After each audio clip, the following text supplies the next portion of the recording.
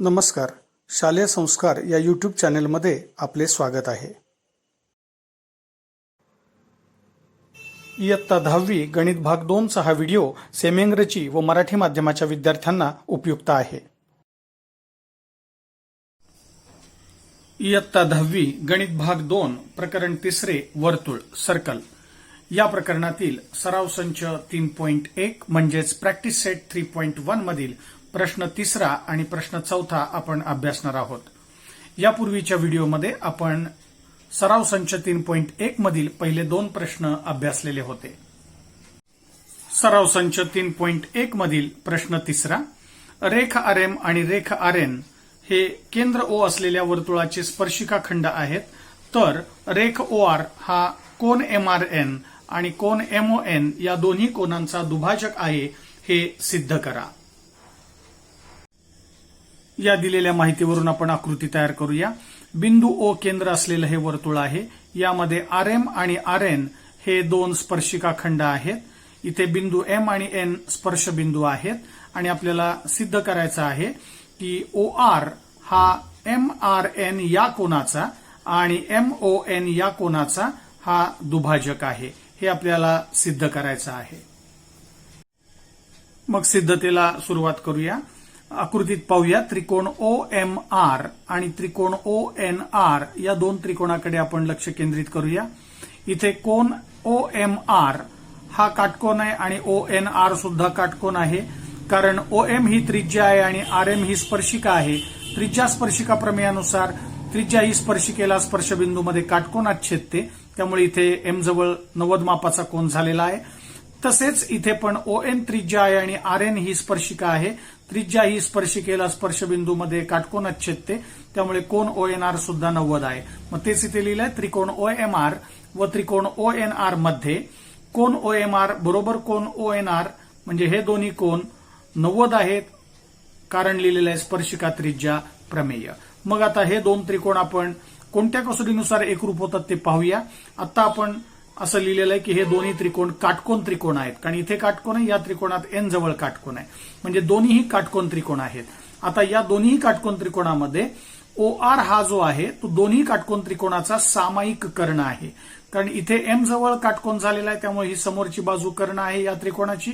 तसेच या O N R या त्रिकोणामध्ये एन जवळ काटकोन आहे, म्हणजे याच्या समोरची बाजू ओ आर हा कर्ण आहे, म्हणजे दोन्ही त्रिकोणामध्ये ओ आर हा सामायिक कर्ण आहे. आणि ओ एम आणि ओ एन या दोन्ही एकाच वर्तुळाच्या त्रिज्या आहेत, त्यामुळे ते एकरूप आहेत. म्हणजेच हे दोन्ही काटकोन त्रिकोण कर्णभुजा कसोटीनुसार एकरूप होतात, म्हणजेच तंतोतंत जुळतात. म्हणजेच ओ एम आर त्रिकोण आणि ओ एन आर हे एकरूप आहेत कर्णभुजा कसोटीनुसार. मग तीच आपण इथे सिद्धता इथे लिहिलेली आहे की सुरुवातीला लिहिलंय हे दोन त्रिकोणामध्ये कोन ओ एम आर बरोबर कोन ओ एन आर बरोबर 90, म्हणजे हे काटकोन त्रिकोण आहेत दोन्ही, हे इथे सांगितलेलं आहे. मग कर्ण ओ आर एकरूप कर्ण ओ आर म्हणजे हा दोन्ही त्रिकोणातली ही सामायिक बाजू आहे, याला आधार दिलेला आहे सामायिक बाजू. रेख ओ एम आणि ओ एन एकरूप आहेत, कारण एकाच वर्तुळाच्या त्रिज्या आहेत. म्हणजेच या त्रिकोणातील कर्ण आणि एक बाजू या त्रिकोणातील संगत कर्ण आणि म्हणजेच याही त्रिकोणामधला कर्ण आणि एक बाजू एकरूप आहेत. म्हणजेच हे दोन्ही काटकोन त्रिकोण कर्णभुजा कसोटीनुसार एकरूप आहेत, म्हणजेच तंतोतंत जुळतात. मग तेच इथे लिहिलेलं आहे आपण. म्हणून त्रिकोण ओ एम आर एकरूप त्रिकोण ओ एन आर, आधार दिलेला आहे कर्णभुजा कसोटी. म्हणजेच हे दोन्ही काटकोन त्रिकोण कर्णभुजानुसार एकरूप झालेले आहेत, कारण हा कर्ण सामायिक आहे आणि दोघांमध्येही एक एक बाजू एकरूप आहे. मग हे दोन्ही त्रिकोण तंतोतंत जुळलेले आहेत, म्हणजेच आपण म्हणू शकतो की कोन एम आर ओ म्हणजे हा कोन या कोनाशी एकरूप आहे एन आर ओ शी, कारण हे एकरूप त्रिकोणांचे संगत कोन आहेत. तसंच इथे कोन एम ओ आर आणि एन ओ आर हे दोन्ही कोन पण एकरूप आहेत, कारण हे देखील एकरूप त्रिकोणांचे संगत कोन आहेत. म्हणजे हे देखील एकरूप त्रिकोणांचे संगत कोन आहेत, हे देखील एकरूप त्रिकोणांचे संगत कोन आहेत. मग तेच आपण इथे लिहिलेलं आहे. कोन एम आर ओ एकरूप कोन एन आर ओ आणि MOR एकरूप कोन NOR या दोघांना एकत्रित आधार दिलेला आहे एकरूप त्रिकोणांचे संगत कोन. म्हणजेच आपण इथे म्हणू शकतो, पुन्हा एकदा आकृतीत नीट पाहूया की हे दोन्ही कोन एकरूप आहेत, हे देखील दोन्ही कोन एकरूप आहेत. म्हणजेच OR या रेषाखंडामुळे या MRN या कोनाचे हे दोन समान मापाचे कोन झालेले आहेत. तसेच इथे MON या कोनाचे सुद्धा इथे दोन समान मापाचे कोन या OR मुळे झालेले आहेत. म्हणजेच OR हा या MON आणि MRN या दोन्ही कोनांचा हा OR दुभाजक आहे. कारण दुभाजक हा त्या कोनाचे दोन समान मापाचे कोन तयार करतो. म्हणजे इथे दोन समान मापाचे कोन तयार झाले आहेत, इथेही दोन समान मापाचे कोन तयार झालेले आहेत. म्हणजेच OR हा MRN आणि MON या दोन्ही कोनांचा हा दुभाजक आहे, हेच इथे सिद्ध झालेलं आहे. म्हणून आपण शेवटी तीच ओळ लिहिलेली आहे. कारण इथे हे दोन्ही कोन एकरूप झाले, हे दोन्ही कोन एकरूप झाले. म्हणजेच रेख आरो हा कोन MRN व कोन MON यांचा दुभाजक आहे आणि हेच आपल्याला या सिद्धतेमध्ये सिद्ध करायचं होतं. आता प्रॅक्टिस सेट 3.1 मधील प्रश्न तिसरा आपण सेमी इंग्रजीच्या विद्यार्थ्यांसाठी अभ्यासूया. Question number 3. Segment RM and segment RN are tangent segments of a circle with center O. Prove that segment OR bisects angle MRN as well as angle MON. Now, from the given information, let us draw the figure first. Here, O is the center of this circle and RM and RN are the two tangent segments, means RM is a tangent and RN is also tangent, and OM and ON are the radii of the circle. Here segment OR is common between these two triangles. Now let us start the proof. In triangle OMR and triangle ONR, in triangle OMR and triangle ONR, here angle OMR is 90 degree and angle ONR is also 90 degree, because the tangent theorem is applicable here, because the radius is perpendicular to the tangent at point of contact. Here OM is a radius and RM is a tangent, so M is a point of contact, so here angle M is of 90 degree. Similarly here ON is a radius and RN is a tangent, so radius is perpendicular to tangent at point of contact, so angle ONR is also 90 degree. So OMR is equal to angle ONR, reason is tangent theorem. Now here in both the triangles, here hypotenuse OR is a common, because here angle M is 90 degree, so side opposite to 90 degree is called as hypotenuse of the triangle. So similarly here angle N is 90 degree, so OR is the hypotenuse in this triangle.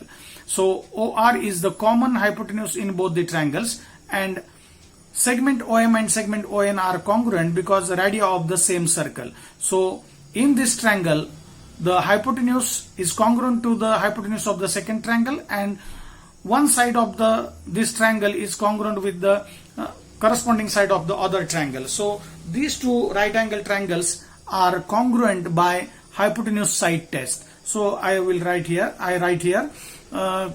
hypotenuse OR is congruent to hypotenuse OR common side, and segment OM is congruent to segment ON, radii of same circle.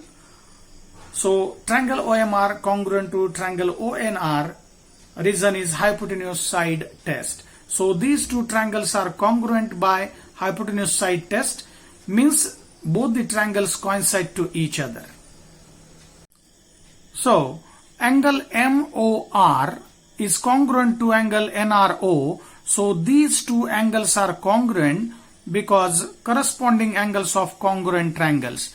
Similarly here angle MOR is congruent to angle NOR, so these two angles are also congruent because these two angles are corresponding angles of these congruent triangles. So by CACT we can say that these two angles are congruent. Similarly these two angles are also congruent. So I write here angle MRO is congruent to angle NRO and angle MOR congruent to angle NRO by CACT, corresponding angles of congruent triangles. So in the figure again we see that these two angles are congruent, means angle MRN is bisected by this segment OR. Similarly, here these two angles are congruent, means angle MON is also bisected by this segment OR. So segment OR is a bisector of angle MRN and angle MON. So this is we have to prove here. So I write here. So segment RO is a bisector of angle MRN and angle MON. So hence the proof. आता सराव संच 3.1 मधील प्रश्न चौथा अभ्यासूया. त्रिज्या 4.5 centimetre असलेल्या वर्तुळाच्या दोन स्पर्शिका परस्परांना समांतर आहेत, तर त्या स्पर्शिकातील अंतर किती हे सकारण लिहा. तेव्हा या उदाहरणामध्ये आपण सुरुवातीला आकृती तयार करूया आणि कोणत्या कोणत्या गोष्टी या गणितात दिलेल्या आहेत त्या समजावून घेऊया. इथे ओ केंद्र असलेलं आणि 4.5 सेंटीमीटर त्रिज्या असलेलं हे एक वर्तुळ काढलं आणि या वर्तुळाला रेषा AB आणि रेषा CD या दोन समांतर स्पर्शिका आपण काढलेल्या आहेत, M आणि N बिंदूतून जाणाऱ्या. म्हणजे M हा AB स्पर्शिकेचा स्पर्शबिंदू आहे, N हा CD स्पर्शिकेचा स्पर्शबिंदू आहे आणि इथे OM आणि ON या त्रिज्या देखील आपण काढलेल्या आहेत. मग ही सगळी माहिती जी गणितात सांगितली आपल्याला ती इथे लिहिली आहे. ओ केंद्र असलेल्या वर्तुळात त्रिज्या R बरोबर 4.5 सेंटीमीटर आहे आणि AB आणि CD या दोन रेषा समांतर स्पर्शिका आहेत या वर्तुळाच्या, M आणि N मधून जाणाऱ्या. म्हणजेच M आणि N हे स्पर्शबिंदू आहेत. म्हणजेच रेषा AB समांतर रेषा CD याला मी विधान 1 म्हटलेलं आहे. हे गणितात दिलेलंच आहे, कारण गणितात सांगितलेलं आहे की दोन समांतर स्पर्शिका आहेत म्हणून. आणि या उदाहरणामध्ये आपल्याला या दोन स्पर्शिकांमधील अंतर काढायचं आहे, म्हणजेच MN हे अंतर आपल्याला काढायचं आहे, म्हणून MN ला प्रश्नचिन्ह केलेलं आहे. मग इथे आपल्याला एक छोटी रचना करायची आहे की वर्तुळाचा केंद्रबिंदू O मधून जाणारी आणि रेषा AB ला समांतर असणारी ही एक रेषा PQ काढायची आहे. म्हणजेच O मधून जाणारी ही रेषा PQ ही AB ला समांतर आहे अशी आपण रचना इथे केली आणि रेख OM आणि रेख ON सुद्धा काढले. मग तीच इथे रचना आपण लिहिलेली आहे की केंद्र O मधून रेषा PQ ही AB ला समांतर रेषा काढा आणि रेख OM आणि रेख ON सुद्धा आपण काढलेले आहेत. मग याप्रमाणे सर्व रचना केली. मग आता विधान 1 आणि 2 वरून आपल्याला लक्षात येत आहे की रेषा AB आणि रेषा CD या समांतर आहेत. हे गणितातच सांगितलं, या समांतर स्पर्शिका आहेत. रचना आपण आता अशी केली की रेषा PQ आणि AB समांतर आहेत, त्याला आपण विधान 2 म्हटले. म्हणजे विधान 1 आणि 2 वरून आपल्याला सांगता येईल की AB आणि CD समांतर आहे, PQ आणि AB समांतर आहे, म्हणजे या तीनही रेषा एकमेकींना समांतर आहेत. हे आपण विधान 1 आणि 2 वरून लिहू शकतो. मग तेच इथे लिहिलंय की रेषा AB समांतर रेषा PQ समांतर रेषा CD याला मी विधान 3 म्हटलेलं आहे. आता आपण आकृतीत हे पाहू शकतो की इथे कोन OMA हा काटकोन आहे, कारण OM ही त्रिज्या आणि ही स्पर्शिका आहे. त्रिज्या आणि स्पर्शिका एकमेकांना स्पर्शबिंदूत काटकोनात छेदतात, म्हणजेच हे त्रिज्या स्पर्शिका प्रमेय आहे. तसंच इथे ON ही त्रिज्या आहे आणि CD ही स्पर्शिका आहे आणि N हा स्पर्शबिंदू आहे, म्हणजे इथे ONC हा देखील काटकोन आहे, कारण स्पर्शिका त्रिज्या प्रमेयानुसार. मग तेच आपण इथे लिहिलेलं आहे की कोन OMA बरोबर कोन ONC बरोबर 90 अंश, म्हणजे हे दोन्ही कोन काटकोन आहेत हे आपण लिहिलेलं आहे. आधार दिलेला आहे स्पर्शिका त्रिज्या प्रमेय. आता आपण OMA हा कोन आणि POM या कोनाबद्दल बोलूया. OMA हा कोन आणि POM या दोघांची बेरीज 180 असणार आहे, कारण या दोन रेषा समांतर आहेत, त्यांची ही छेदिका आहे, त्यामुळे होणारे हे आंतरकोन आहेत आणि दोन समांतर रेषांमधील आंतरकोन नेहमी पूरक असतात, म्हणजे त्यांची बेरीज 180 अंश असते. म्हणजे या दोन रेषांची ही OM छेदिका आहे, त्यामुळे होणारे OMA आणि POM हा कोन हे दोन्ही पूरक कोन होतात, आंतरकोन आहेत. आंतरकोन नेहमी पूरक असतात दोन समांतर रेषांमधले. मग तेच आपण इथे लिहिलेलं आहे की कोन OMA अधिक कोन POM बरोबर 180 अंश, याला आधार दिलेला आहे आंतरकोन पूरक. मग यामध्ये OMAचं माप आपण 90 आत्ताच काढलेलं आहे इथे वरच्या पायरीमध्ये, मग ते याच्या जागी ठेवलं, म्हणजेच 90 अधिक कोन POM बरोबर 180. मग इथे POMचं माप आपण काढू शकतो, म्हणून POM बरोबर हे 90 उजवीकडे घेतले, वजा झाले, 180तून 90 गेले, 90 राहिले, म्हणजे कोन POM बरोबर 90 अंश आपल्याला मिळालेला आहे. आता आपण पुन्हा एकदा आकृतीत पाहूया की आता POM कोन आपण 90 काढलेला आहे हा कोण POM हा कोण 90 आहे. मग आता हा कोण 90 आहे आता आपण सिद्ध केलेला आहे. मग हा कोण 90 आहे म्हणजे हा देखील कोण 90 असणार आहे, कारण हे दोघे रेषीय जोडीतील कोण आहेत. म्हणजेच या दोघांची बेरीज पण 180 असणार आहे आणि त्यावरून आपण हा कोण 90 आहे इथे काढू शकतो. मग तेच इथे लिहिलेलं आहे. कोण POM अधिक कोण PON बरोबर 180 अंश रेषीय जोडीतील कोण आहेत. म्हणजेच याचं माप आत्ताच आपण वरती काढलंय 90 अंश आहे. मग POM जागी 90 लिहिले अधिक कोण PON तसाच बरोबर 180. हे 90 उजवीकडे घेतले वजा झाले म्हणजे कोण PON बरोबर 180 वजा 90 म्हणजेच वजाबाकी झाली 90 अंश म्हणजे कोण PON देखील आपल्याला मिळालेला आहे 90 अंश. म्हणजेच आता आपण इथे सिद्ध केलं की हा कोण PON सुद्धा 90 आहे. मग हे दोन्हीही कोण म्हणजे POM आणि PON हे दोन्ही रेषीय जोडीतले कोण आहेत. म्हणजेच OM आणि ON हे विरुद्ध किरण होतात, कारण रेषीय जोडीतले कोण असतात तेव्हा त्यांच्यामध्ये एक बाजू सामायिक असते आणि उरलेल्या भुजा परस्परांचे विरुद्ध किरण असतात. म्हणजेच OM आणि ON हे विरुद्ध किरण आहेत आणि विरुद्ध किरण नेहमी एक रेषीयच असतात. म्हणजेच MON हे तीनही बिंदू एक रेषीय आहेत हे आपण इथे सिद्ध केलेलं आहे.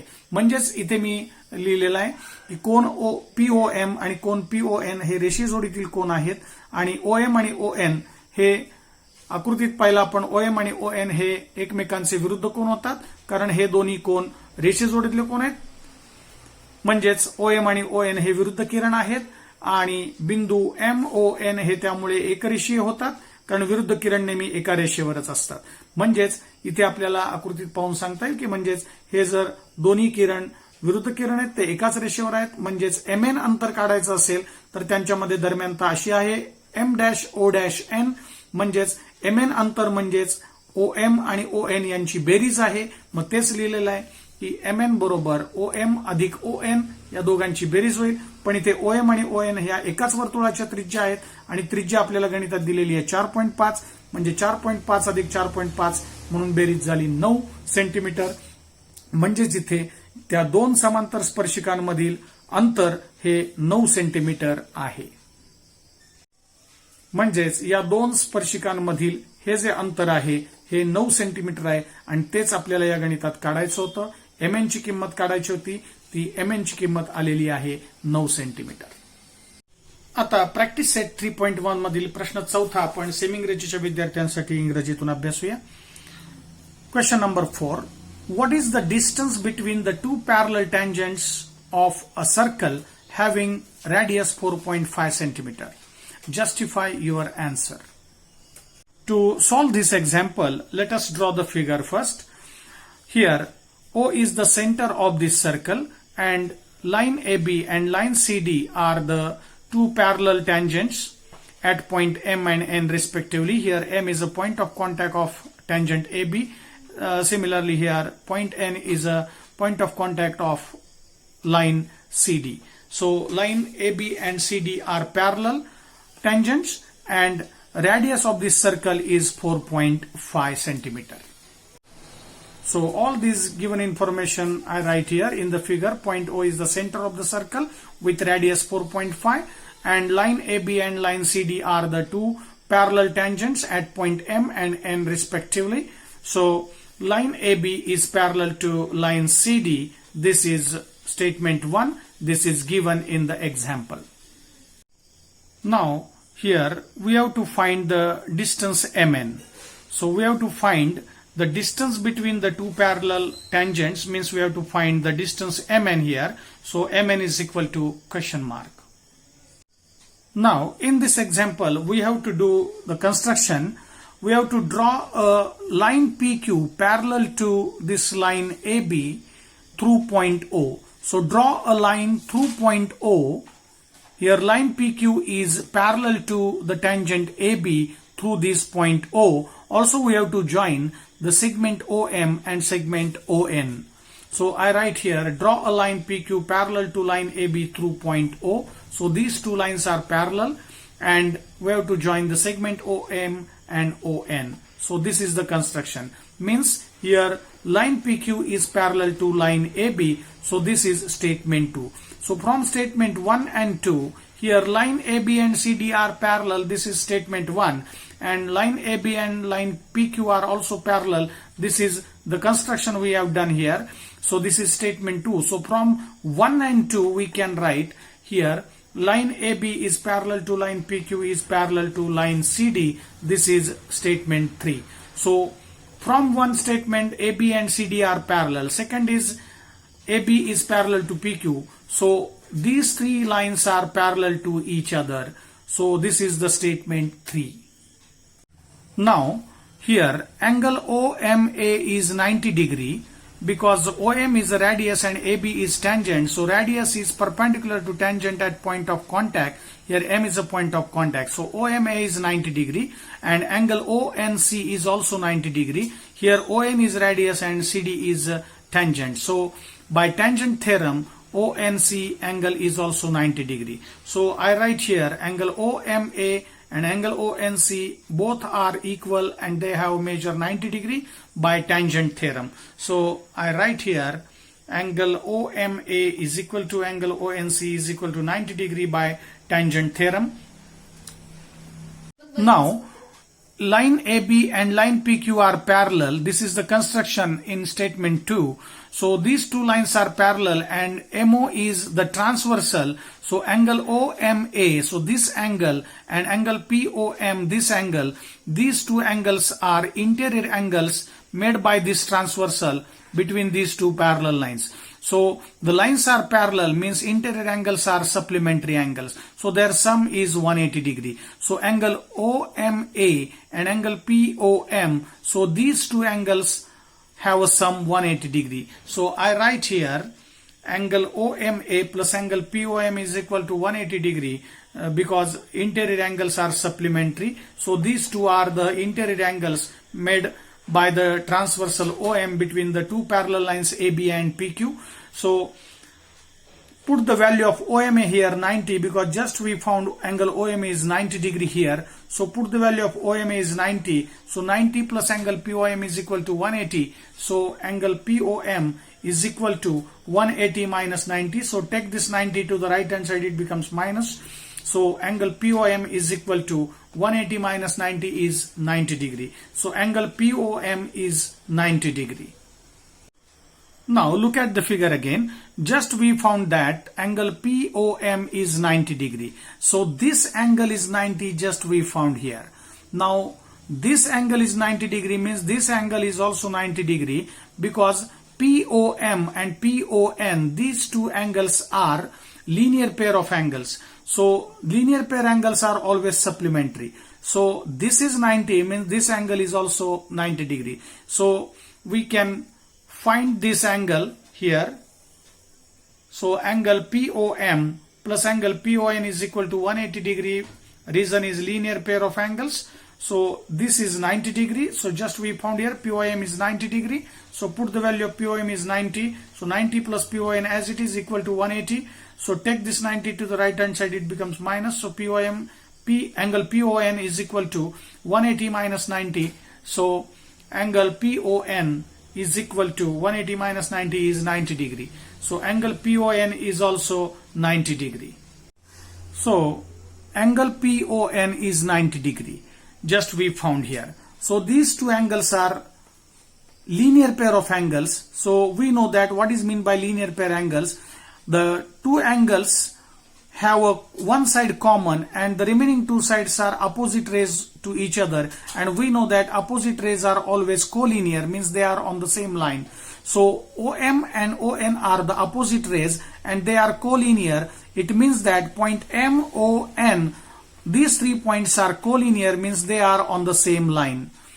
So I write here angle POM and angle PON are linear pair of angles. So OM and ON are the opposite rays and opposite rays are always collinear. So points MON are collinear. So it means that here we can find the distance MN here. So distance MN is equal to OM plus ON, and here OM and ON are the radii of the same circle, so they are congruent. So each have a measure 4.5 here. So MN is equal to OM plus ON means 4.5 plus 4.5 is equal to 9. So distance MN is 9 centimeter here. So this distance we have to find in this example. So I write here.